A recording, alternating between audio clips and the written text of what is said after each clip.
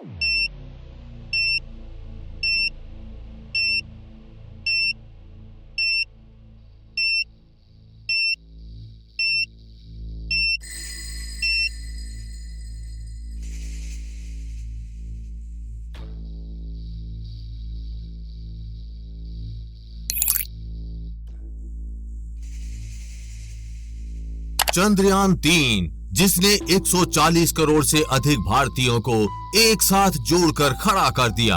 किसी भी भारतीय को मोटिवेट करने के लिए चंद्रयान-3 का नाम ही काफी है, क्योंकि चंद्रयान-3 ने 23 अगस्त 2023 को चांद के दक्षिणी ध्रुव पर उतरकर इतिहास रचने वाली सफलता ही इतनी बड़ी थी।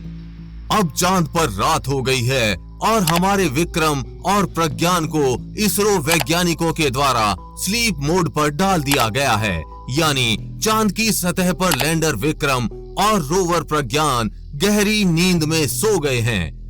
अब 14 से 15 दिन बाद चांद पर वापस दिन होगा और उम्मीद है कि वापस से विक्रम और प्रज्ञान काम करने लगेंगे। लेकिन क्या आप जानते हैं 23 अगस्त 2023 से आज तक के सफर में चंद्रयान-3 ने चांद पर कितनी बड़ी बड़ी खोज की है और उनका हमारी जिंदगी में क्या बदलाव हो सकता है। चंद्रमा की सतह पर चहलकदमी करते हुए प्रज्ञान रोवर ने बड़ी बड़ी खोज की है। पिछले कुछ दिनों में कभी चंद्रयान-3 ने बताया कि चांद पर भूकंप आते हैं, तो कभी चंद्रयान-3 ने हमें बताया कि चांद पर ऑक्सीजन मौजूद है। चांद पर क्या कभी इंसान रह सकेगा, इसका जवाब अब चंद्रयान-3 ने दे दिया है।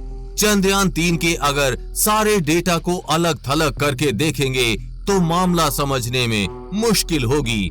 ये बस कुछ छोटी छोटी खोज लगेंगी, लेकिन अगर सारे डेटा को एक साथ जोड़कर देखा जाए तो आपको पता चल जाएगा कि जितना सोचा गया था चांद उससे कहीं ज्यादा रहने लायक है। यही नहीं, डेटा से ये भी पता चला है कि चांद की सतह ऊष्मा को रोकने वाली है और मिट्टी के अंदर ऑक्सीजन मौजूद है। आइए इस वीडियो में इन सभी डाटा को जोड़कर आपको बताने का प्रयास करते हैं कि चंद्रयान-3 ने चांद पर अपने 14 दिन के सफर में जो खोजा है, और ये सभी खोजें हम भारतीयों और पूरी मानव सभ्यता की जिंदगी में क्या क्या बदलाव ला सकती हैं और भारत का भविष्य कैसे बदल सकता है। चलिए जानते हैं विस्तार से। अगर इंसान चांद पर रसायनों और खनिजों को मनमाफिक बदलने के यंत्र ले जाए तो वो बहुत सारी चीजें चांद पर ही बना सकता है। उनका वहीं इंसानी बस्ती बसाने में मदद ले सकता है। आइए जानते हैं कैसे और किस तरह से। सल्फर। चंद्रयान-3 ने चांद की सतह पर सल्फर मिलने की पुष्टि की है। ये हल्के पीले रंग का रसायन है जो इलेक्ट्रिसिटी का कमजोर कंडक्टर है, पानी में घुलता नहीं है। ये सोना और प्लेटिनम को छोड़कर सभी धातुओं से रिएक्ट करता है, जिससे सल्फाइड्स बनता है। अब आप सोच रहे होंगे चांद पर इसका क्या इस्तेमाल हो सकता है। सल्फर की मदद से एसिड, फर्टिलाइजर, कार बैटरी, तेल रिफाइनिंग, पानी की सफाई, खनिजों के खनन में इस्तेमाल होता है। यानी सिर्फ यंत्र लेकर जाना है, वहीं पर ये सारी चीजें संभव हो सकती हैं। एल्यूमिनियम। चंद्रयान-3 को चांद की सतह पर भारी मात्रा में एल्यूमिनियम भी मिला है, यानी इंसान के पास सैकड़ों प्रकार की चीजें बनाने का सामान मिल गया है चांद पर। इनसे एस्ट्रीजेंट बनता है। एल्यूमिनियम फॉस्फेट की मदद से कांच बनाया जाता है। सिरेमिक, पल्प या paper product, cosmetics, paint, varnish, धातु की प्लेट जैसी चीजें बनाई जाती हैं। ये हल्का और मजबूत होता है। इनसे गाड़ियां, बर्तन, खिड़कियां या इंसानी बस्ती की दीवारें, छतें आदि बनाई जा सकती हैं। यानी इनका इस्तेमाल इंसानी बस्ती में बेहतर तरीके से हो सकता है। कॉइल्स बनाए जा सकते हैं, केन्स बनाई जा सकती हैं, फॉइल्स बनाए जा सकते हैं। कैल्शियम। चंद्रयान-3 ने पाया कि चांद पर कैल्शियम की मात्रा भी पर्याप्त है, यानी इनका इस्तेमाल कई तरह के मेडिकल प्रोडक्ट्स में हो सकता है।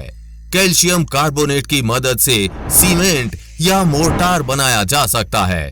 कांच बनाने में मदद ली जा सकती है। टूथपेस्ट में डाला जा सकता है। दवा, खाद्य पदार्थ बनाने, पेपर ब्लीच, इलेक्ट्रिकल इंसुलेटर्स और साबुन बनाने में मदद मिल सकती है।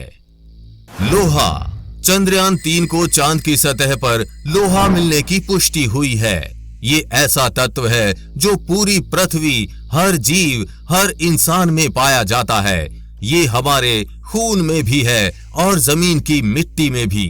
इसका इस्तेमाल तो कहां नहीं किया जाता।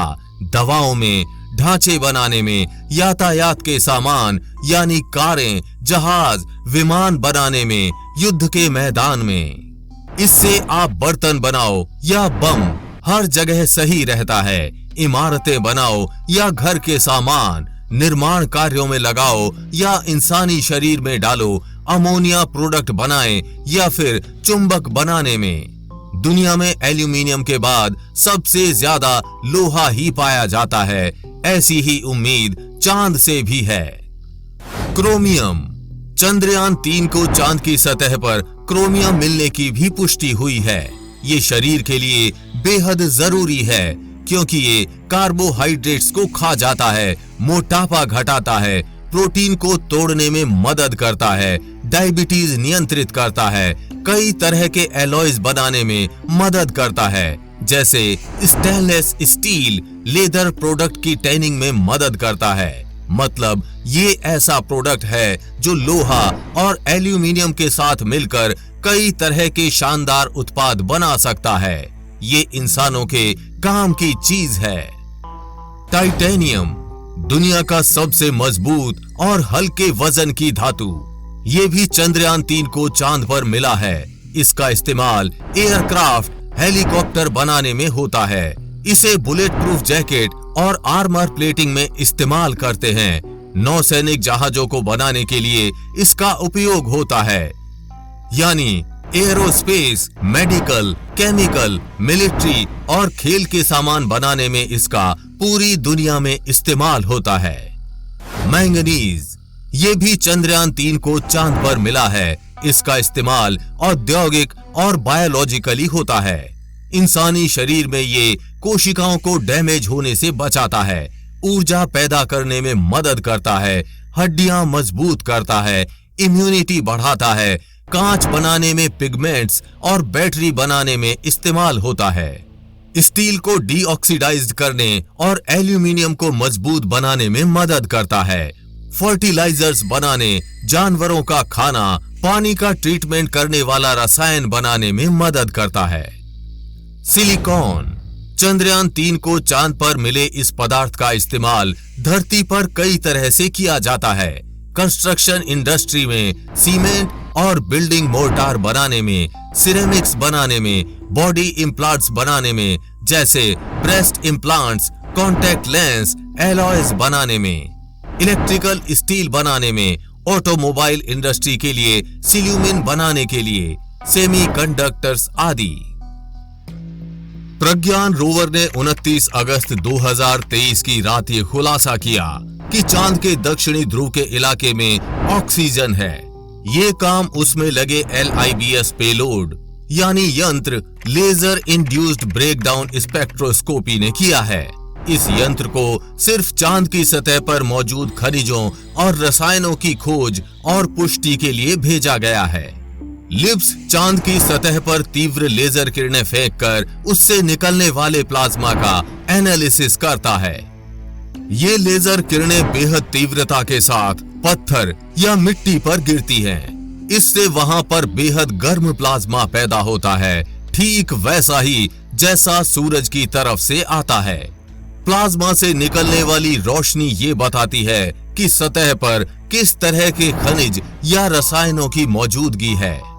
विक्रम लैंडर में लगे खास थर्मोमीटर ने बताया था कि चांद की सतह के ऊपर और सतह से 10 सेंटीमीटर नीचे यानी करीब 4 इंच नीचे तक का तापमान में बड़ा अंतर है। लैंडर में लगे चास्टे पेलोड ने ये काम किया था। चास्टे ने चांद की ऊपरी सतह पर तापमान 50 से 60 डिग्री सेल्सियस के बीच दिखाया था। वहीं 4 इंच जमीन के नीचे पारा -10 डिग्री सेल्सियस पर था। यानी भविष्य में चंद्रयान 3 की इस रिसर्च के आधार पर शायद इंसान चांद पर गड्ढों में घर बनाकर रहने का विचार करें, क्योंकि इंसान के रहने के लिए -10 डिग्री तापमान एक उत्तम तापमान है। कुल मिलाकर कहानी ये है कि चांद पर जितनी भी चीजें मिली हैं या चंद्रयान 3 खोज रहा है वो इंसान को चांद पर बसाने के लिए काफी हैं। लेकिन उससे पहले हमें वहां रहने के लिए सबसे जरूरी 2 चीजों की जरूरत है, ऑक्सीजन युक्त हवा और पानी। वहां के वायुमंडल में ये पैदा तो नहीं होंगे, हमें ही बनाना होगा। यानी संभव है चंद्रयान 3 की सफलता के बाद भविष्य में भारत सबसे पहले चांद पर इंसानी बस्ती बनाए और इन सब चीजों को वहां से भविष्य में भारत भी लाया जाएगा। आपको चंद्रयान 3 की इन बड़ी बड़ी सफलताओं के बाद कैसा लग रहा है, हमें नीचे कमेंट बॉक्स में बताना ना भूलें। हम उम्मीद करते हैं कि आपको ये जानकारी अच्छी लगी होगी। आपको ये जानकारी कैसी लगी हमें नीचे कमेंट बॉक्स में लिखकर बताना ना भूलें। चंद्रयान 3 पर लगातार आगे भी अपडेट्स आते रहेंगे, इसीलिए अभी चैनल को सब्सक्राइब करके बेल नोटिफिकेशन ऑन जरूर कर लें। वीडियो को लाइक और शेयर करना ना भूलें। जल्द ही मिलेंगे ऐसी ही इंफॉर्मेटिव वीडियोस के साथ और आपको कुछ अच्छा सिखाएंगे। तब तक के लिए जय हिंद, जय भारत।